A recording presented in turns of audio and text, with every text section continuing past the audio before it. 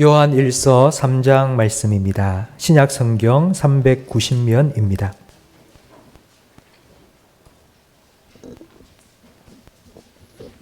요한 1서 3장 4절부터 12절까지 저와 성도님들 한 절씩 번갈아 가며 읽겠습니다.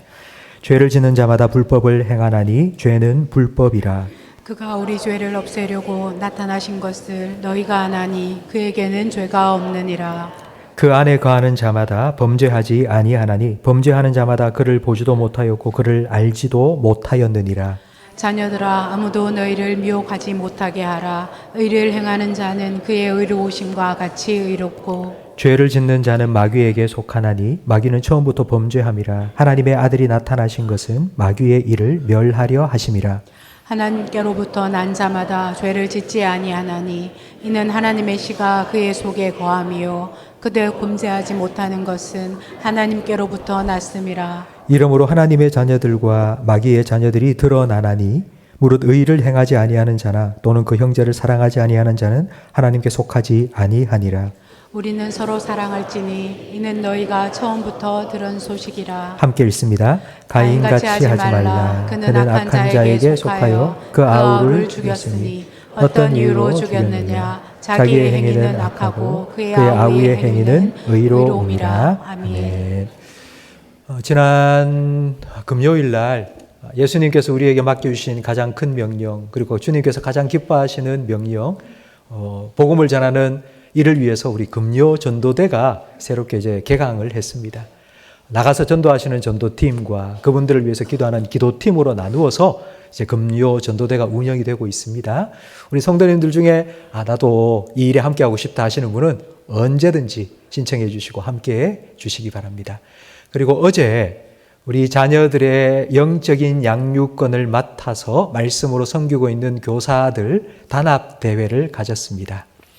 우리 교사들이 울며 씨를 뿌리면 기쁨으로 단을 거두리라 하신 그 말씀처럼 복음을 심고 그 복음이 우리 자녀들의 삶 속에 아름다운 열매로 맺혀지는 것을 보고 정말 기뻐하고 감격할 수 있도록 우리 교사들을 위해서, 우리 다음 세대를 위해서, 교회 학교를 위하여서 기도해 주시기 바랍니다. 그리고 어제 새벽에는 우리 교회를 섬기시는 장로님과 안수 집사님들이 아침에 일찍이 함께 모여서 같이 교회를 위해서 기도하고 식사를 함께 나누는 시간을 가졌습니다.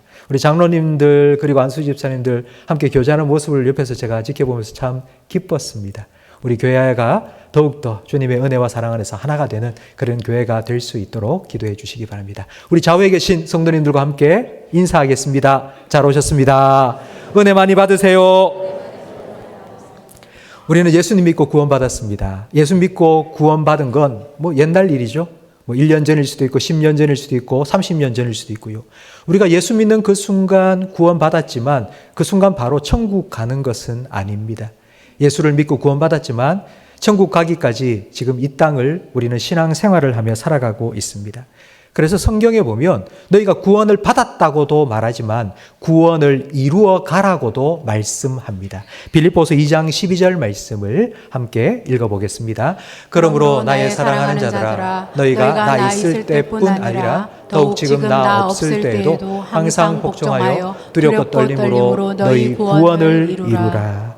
구원을 이루어 가는 과정은 출애굽과 가나안 땅 사이에 40년 광야 생활과 같습니다. 이미와 아직 사이에 긴장이 있고 확신과 의심 사이에 갈등이 공존하는 과정입니다. 우리가 예수님 믿고 구원받았다는 확신이 있지만 그 확신을 흔들어 놓는 일들이 우리 신앙생활 속에서는 일어납니다. 그 중에 가장 큰 것이 죄입니다. 성도 여러분, 여러분이 지금까지 신앙생활을 오시면서 이 구원의 확신이 흔들렸던 이 죄의 문제, 내가 이러고도 예수 믿는 사람인가? 내가 안 지으려고 하는데도 또 죄를 지었네.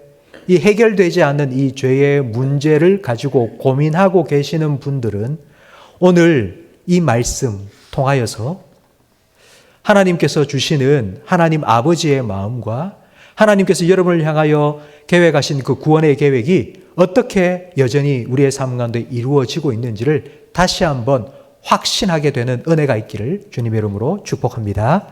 우리 4절 말씀을 함께 읽어보겠습니다. 죄를 짓는 자마다 불법을 행하나니 죄는 불법이라. 요한은 지금 범죄와 불법을 동시에 언급하고 있습니다. 근데 요한의 초점은 이 범죄가 아니라 바로 불법입니다. 범죄와 불법의 차이가 무엇이냐면 범죄는 우리가 저지르는 구체적인 행위입니다. 거짓말을 하고 음란하고 미워하고, 그러니까 이게 죄의 구체적인 행위, 범죄인데요. 지금 요한은 오늘 4절 말씀에서 이 범죄 행위 하나하나를 다루려고 하는 것이 아닙니다.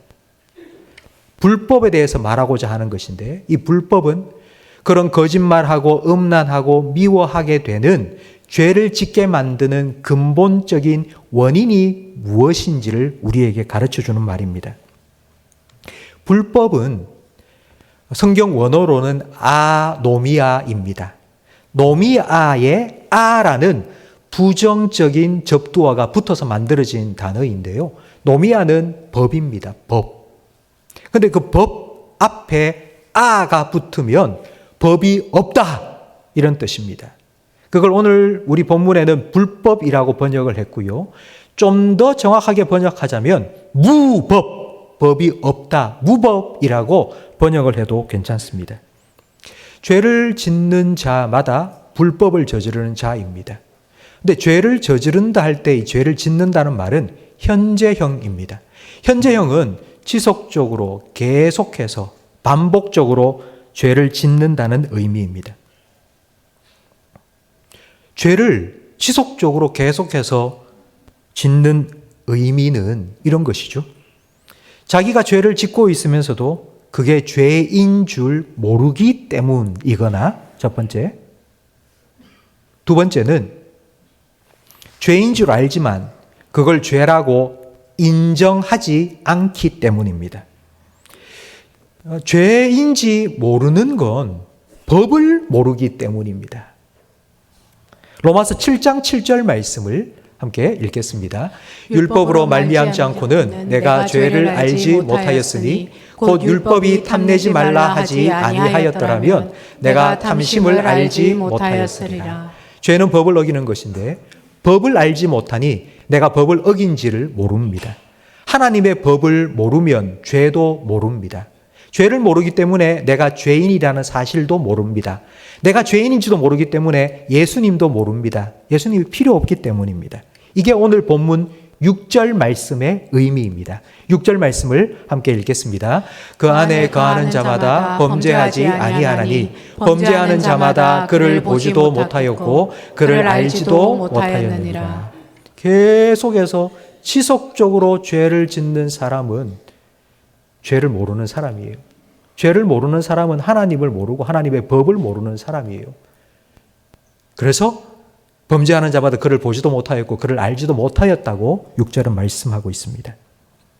그런데 세상 사람들, 하나님을 모르는 사람들은 이 말이 합당합니다. 그런데 교회를 다니는 사람 중에 지속적으로 계속해서 죄를 짓는다면 그건 죄가 죄인 줄 모르기 때문이 아니라 죄가 죄인 줄 알지만 그걸 죄로 인정하지 않기 때문입니다. 하나님이 죄라고 하신 걸 내가 내 스스로 괜찮아, 이건 죄가 아니야, 세상 사람들 다 그래서 사는데, 이렇게 생각을 하고 죄를 계속 짓는 건 하나님을 무시하는 겁니다. 이게 바로 무법입니다. 이게 불법입니다. 간이 배 밖에 튀어나오지 않는 이상 한낱 인간이 하나님을 무시하는 그런 일이 과연 있을 수 있겠습니까? 아무리 교통신호를 마구제비로 어기며 차를 몰고 다니는 사람이라 할지라도 경찰관이 저 앞에 딱 있는데 그 앞에서 불법 유턴을 하는 사람 없습니다. 그런데 어떻게 감히 사람이 하나님을 무시할 수 있단 말입니까? 이런 일이 어떻게 우리에게 일어날 수 있죠? 왜 이런 일이 우리에게 일어나는지 7절과 8절 말씀이 잘 설명해 주고 있습니다. 함께 읽겠습니다. 자녀들아 아무도 너희를 미혹하지 못하게 하라. 의를 행하는 자는 그의 의로우심과 같이 의롭고 죄를 짓는 자는 마귀에게 속하나니. 미혹을 당하기 때문입니다. 계속해서 우리한테 누군가가 괜찮아, 이건 죄가 아니야, 해도 돼 라고 속이는 자가 있기 때문입니다. 그게 누구죠? 마귀입니다. 에덴 동산에서 아담과 하와를 유혹할 때도 똑같은 방법을 썼습니다. 이거 먹으면 죽는다고 했는데 아니야, 괜찮아, 먹어도 돼, 죄가 아니야, 괜찮아, 해봐, 나한테 좋은 거야. 이런 거짓말로 하나님의 법을 무시하게 만들었습니다. 거기서 한 단계 더 나아가서 야, 너 이거 먹으면 네가 하나님처럼 될 거야. 하나님이 한 말에 설설설 기면서 하나님 말씀에 순종하면 그런 거 치워버려. 네가 하나님이 될 거야 라고 하나님도 무시하게 만들었습니다. 성도 여러분, 처음 아담과 하와가 죄를 짓게 하는 그 과정이나 지금 우리가 죄를 짓는 과정이나 똑같습니다. 마귀는 계속해서 속입니다. 다 그렇게 살아. 네가 별나다고. 교회 다닌다고 그래 살면 누가 알아줄 것 같아? 그래서 세상에 못 살아. 그 왕따 당해. 괜찮아, 해봐. 너만 별나게 그러지 말고. 이거 하면 너 기분 좋아져. 너 행복해져. 해봐. 이렇게 마귀는 계속하여서 우리를 죄 가운데로 이끌고 있습니다. 이런 마귀의 일, 그리고 죄를 없애기 위해서 예수님께서 우리에게 찾아와 주셨습니다. 5절 말씀을 읽어보겠습니다. 그가 우리 죄를 없애려고 나타나신 것을 너희가 아나니 그에게는 죄가 없느니라. 예수님께서 오신 이유는 우리 죄를 없애기 위해서입니다. 이 말씀을 잘 보셔야 돼요. 우리 죄를 없애기 위해서 왔지 예수님은 죄인을 없애기 위해서 오신 것이 아닙니다. 죄인을 없애기 위해서 오신 것이 아니고 우리로 하여금 죄를 짓도록 만드는 죄의 근본적인 원인을 없애기 위해서 오셨습니다. 죄의 근본적인 원인이 불법입니다. 하나님을 무시하고 하나님의 법을 무시하는 불법과 무법입니다. 마귀는 계속해서 이 불법과 무법을 우리로 하여금 저지르도록 거짓말을 합니다. 그래서 이 죄를 없애기 위해서는 이 마귀의 거짓을 드러내야 됩니다. 여러분, 거짓을 상대할 수 있는 것이 무엇일까요? 거짓을 없앨 수 있는 것이 무엇일까요? 그건 진리입니다. 진실밖에 없습니다. 이게 거짓인지 아닌지 아무리 토론을 해보세요. 절대로 증명할 수 없습니다. 이 거짓인지 진실인지. 그냥 진리가 드러나면 거짓은 사라져 버립니다. 그래서 8절 말씀을 보면 예수님께서 오신 이유를 이렇게 설명을 하고 있습니다. 우리 8절도 함께 읽겠습니다. 죄를 짓는 자는 마귀에게 속하나니 마귀는 처음부터 범죄합니다. 하나님의 아들이 나타나신 것은 마귀의 일을 멸하려 하심이라. 아멘. 마귀는 처음부터 범죄하였습니다. 마귀는 처음부터 죄를 지었습니다. 그러니까 최초의 죄인이요 최초의 불법자는 마귀입니다. 마귀는 처음부터 하나님을 무시하고 하나님을 대적했습니다. 이 마귀가 자기 편을 자꾸 끌어들이는 거예요. 너도 그렇게 하나님 무시해라. 너도 하나님을 대적해라. 너도 죄를 지어라. 이런 마귀의 일을 멸하기 위해서 예수님께서 오셨습니다. 이 멸한다는 이 동사는 원래 의미는 풀어준다는 뜻입니다. 나흘 동안 무덤에 있던 나사로를 예수님께서 불러내셨죠. 무덤에 나오는 나사로는 수의로 칭칭 감겨 있었습니다. 그 나사로를 위해서 예수님께서 이렇게 말씀하셨습니다. 풀어놓아 다니게 하라. 할 때 이 풀어놓아라는 말이 오늘 본문에 기록된 멸하려라는 말과 똑같은 단어입니다.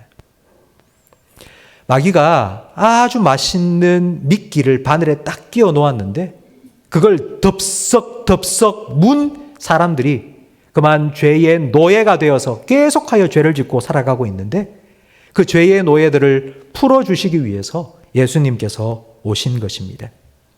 그렇다면 여기서 우리는 한 가지 이런 질문을 생각할 수 있습니다. 마귀가 우리가 죄를 짓도록 만드는 근본적인 원인인 거짓말을 하는 그런 존재라면 이 마귀를 처리해버리면 죄가 없어지는 거 아닌가? 마귀를 없애버리면 이 땅에 죄가 사라지지 않는가? 그런데 왜 하나님께서는 마귀를 그냥 계속 놔두시는 걸까요? 많은 성도님이 고개를 끄덕끄덕 하시는데요. 마귀가 사라지면 죄가 없어지겠죠? 근데 왜 하나님께서 여전히 그냥 내버려 두시는 걸까요? 거기에 대해서 마태복음 13장에 예수님께서 들려주신 천국 비유에 답이 나옵니다.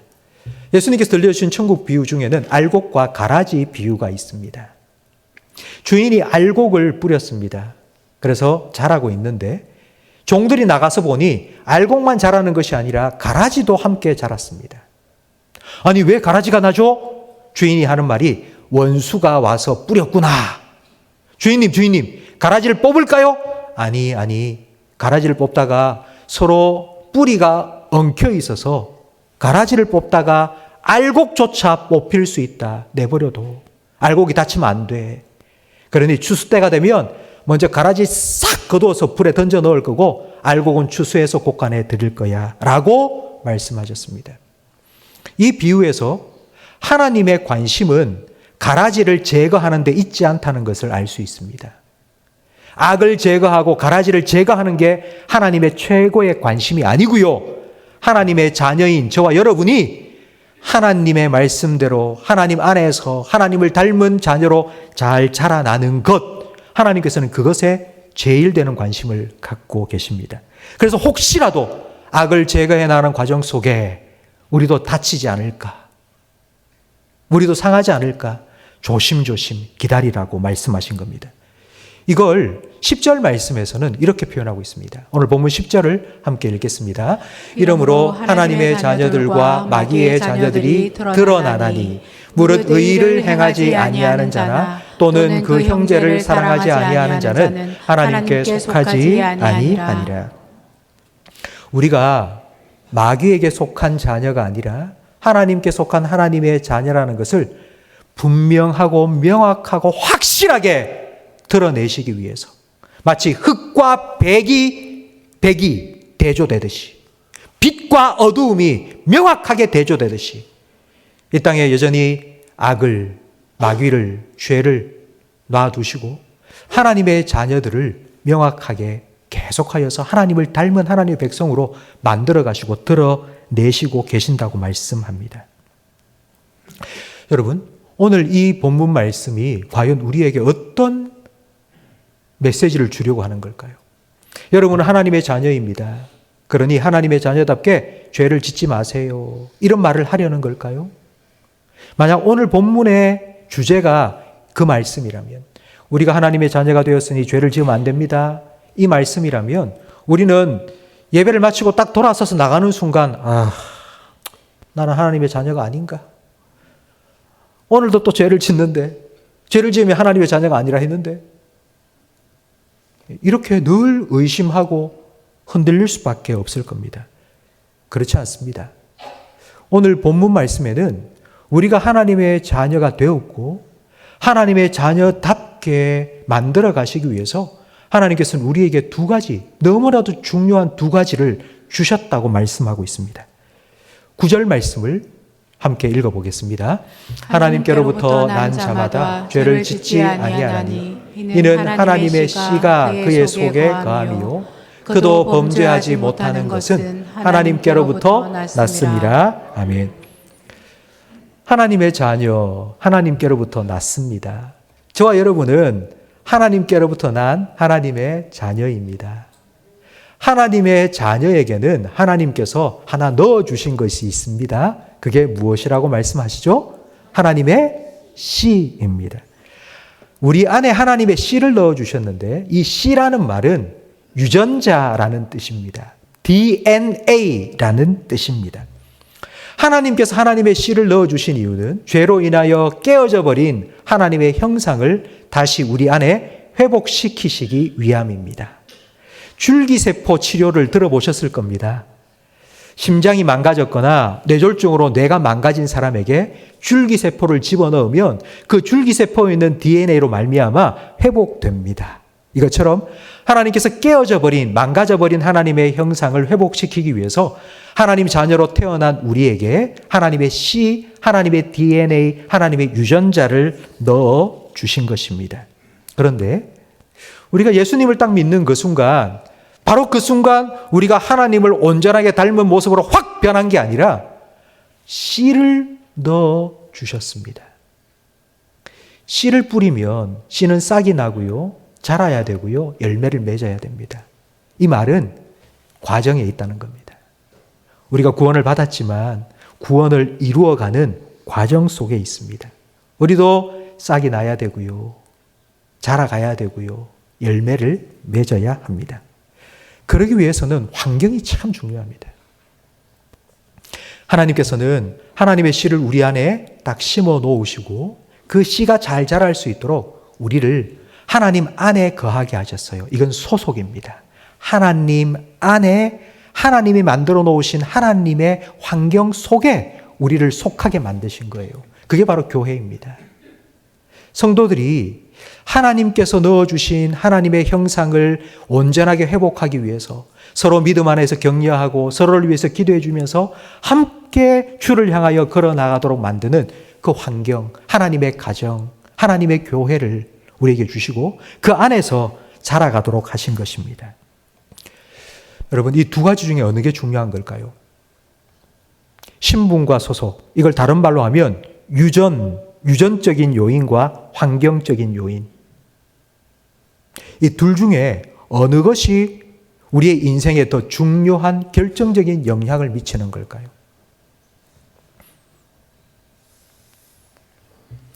이에 관한 실험들이 계속 있었는데요. 최근에 가장 확실한 실험을 하게 되었습니다. 1974년 서울에 일란성 쌍둥이 자매가 태어났습니다.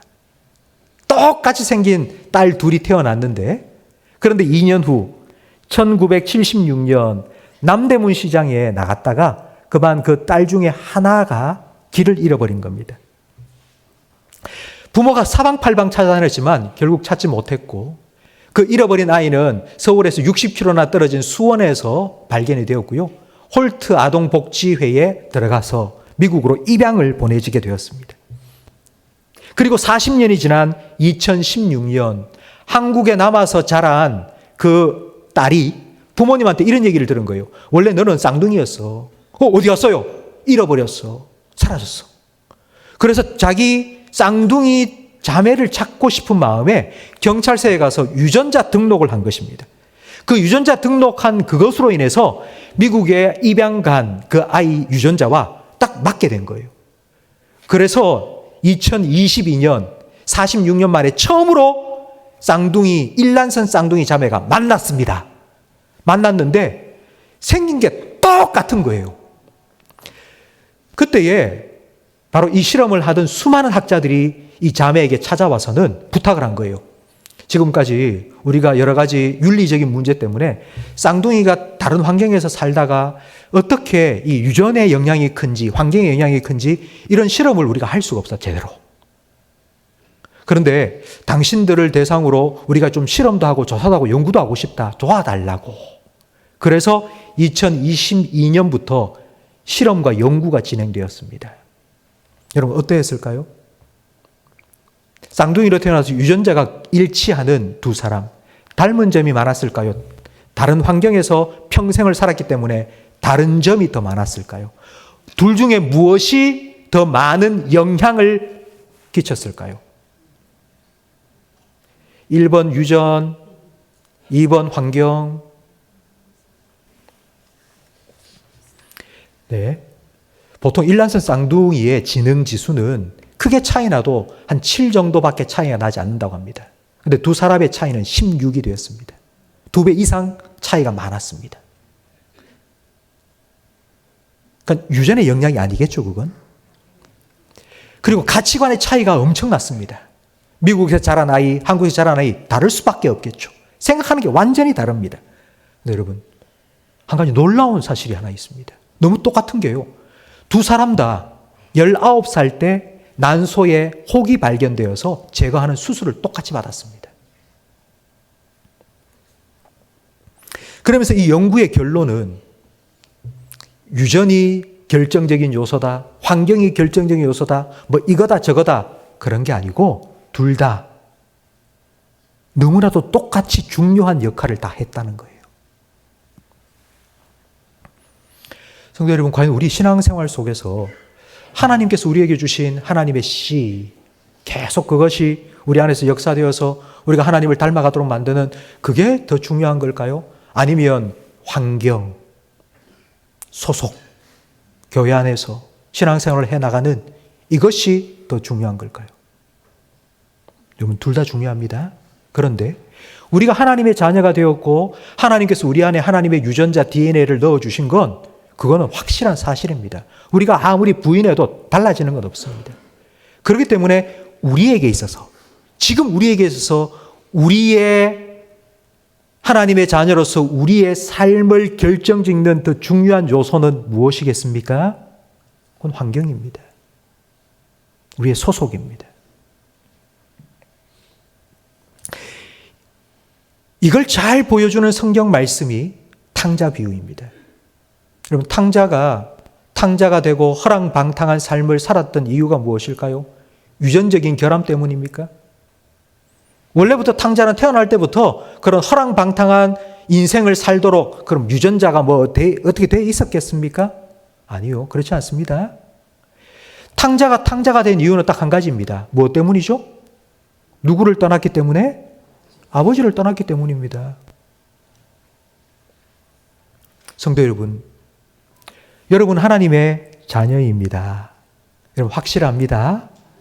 여러분 하나님을 아버지라 부르고 하나님께서는 너는 내 아들이다, 내 딸이다. 하나님께서 여러분을 불러주셨습니다.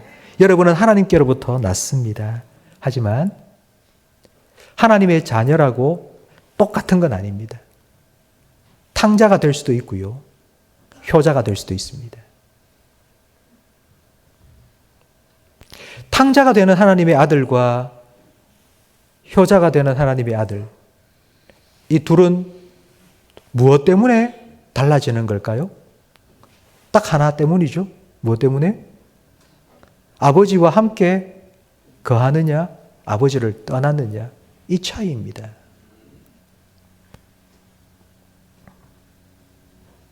그러면 아버지 안에 거한다? 하나님께 속한다? 하나님께 속하여 하나님 안에 산다는 것이 무슨 의미인지를 알아야 되겠죠. 그래서 오늘 본문 마지막 12절 말씀에 가인의 예를 들어서 설명해 줍니다. 여러분, 가인 하면은 자기 친동생 아벨을 죽인 최초의 살인자라고 아마 다 알고 계실 겁니다. 가인이 왜 아벨을 죽였는지 우리 창세기 4장 말씀을 함께 읽어보겠습니다.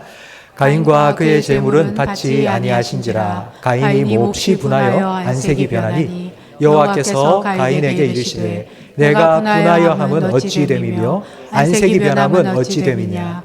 내가 선을 행하면 어찌 낯을 들지 못하겠느냐. 선을 행하지 아니하면 죄가 문에 엎드려 있느니라. 죄가 너를 원하나 너는 죄를 다스릴지니라. 가인이 그의 아우 아벨에게 말하고 그들이 들에 있을 때에 가인이 그의 아우 아벨을 쳐 죽이니라.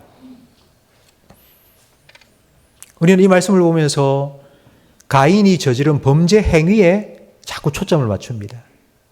가인은 최초의 살인자다 라고 우리는 말하죠. 그런데 여러분, 범죄 행위가 아니라 그런 범죄 행위를 하게 만든 근본적인 원인이 무엇인지를 보셔야 합니다. 하나님께서는 가인에게 가인이 자기 동생 아벨 시기하고 질투하고 저놈만 없으면 하나님이 내 거 받아주실 텐데 이런 마음 가지고 아벨을 죽이려는 마음을 품었다는 것을 아셨습니다. 그래서 가인에게 말합니다. 너 죄에 굴복당하지 마라. 사자가 먹이를 사냥하려고 잔뜩 움츠리고 있는 것처럼 죄가 지금 네 앞에서 움츠리고 있다. 그러니 죄에게 사냥당하지 마. 죄에게 정복당하지 마. 죄에게 굴복당하지 마. 죄 이겨야 돼. 하나님께서 계속 경고해 주셨습니다. 그런데 가인은 무시했습니다. 하나님이 뭐라고 말씀하시든 간에 그냥 자기가 하고 싶은 대로 했습니다. 아벨에게 야, 들에 나가서 우리 뭐 하자 말하고 들에 나가서는 아무도 보는 사람이 없자 그냥 죽여버렸습니다. 그 후에 하나님께서 가인에게 네 동생 어디 있냐 물으시니까 가인이 눈을 동그랗게 뜨고는 하나님에게 이렇게 말한 거예요. 동생 일을 왜 저한테 묻습니까? 제가 뭐 동생 지키는 사람입니까? 여러분, 아담과 하와가 죄를 지었을 때는요, 부끄러워했습니다. 숨었습니다. 근데 가인은요, 하나님 무시합니다. 하나님께 대들고 있습니다. 가인은 인류 최초의 불법의 사람입니다. 역사의 최초로 불법은 사탄, 마귀가 했고요.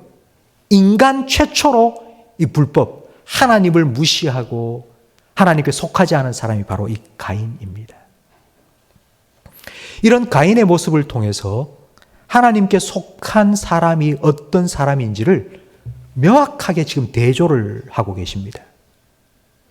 이런 가인이 아니라, 하나님을 무시하는 가인이 아니라 하나님께 속한 사람은 하나님 권위 아래에 있는 사람이고, 하나님 권위 아래에 있는 사람이 하나님 보호 안에 거하는 사람이라고 우리에게 말씀하고 계십니다. 성도 여러분, 하나님께 속한 사람은 하나님의 권위 아래에 있는 사람입니다.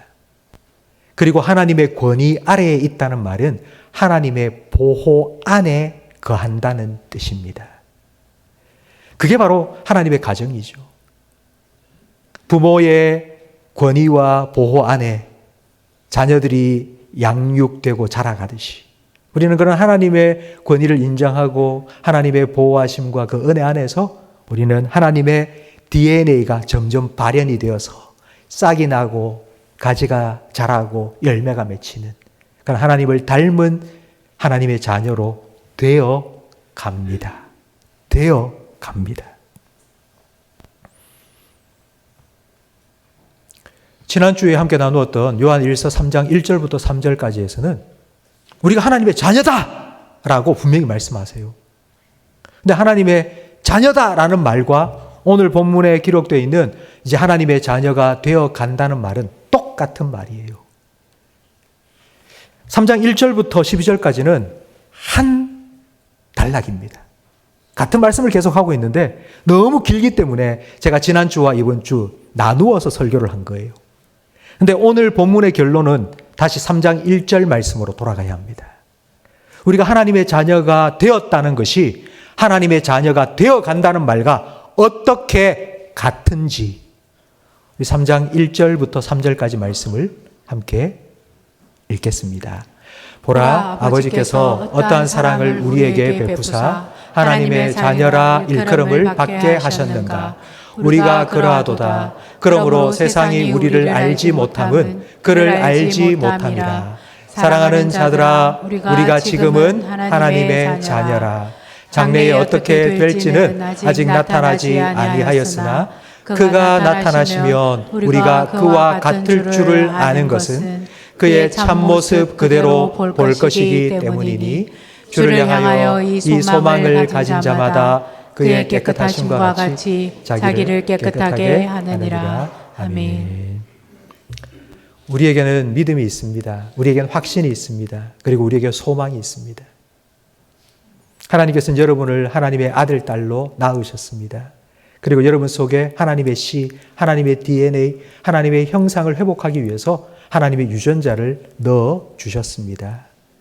그 유전자가 잘 여러분의 말로, 삶으로, 표정으로, 생활로 잘 드러나고 발현되도록 하나님께서는 하나님의 가정, 교회를 주셔서 교회 안에서 믿음 안에서 잘 자라가게 하고 계십니다.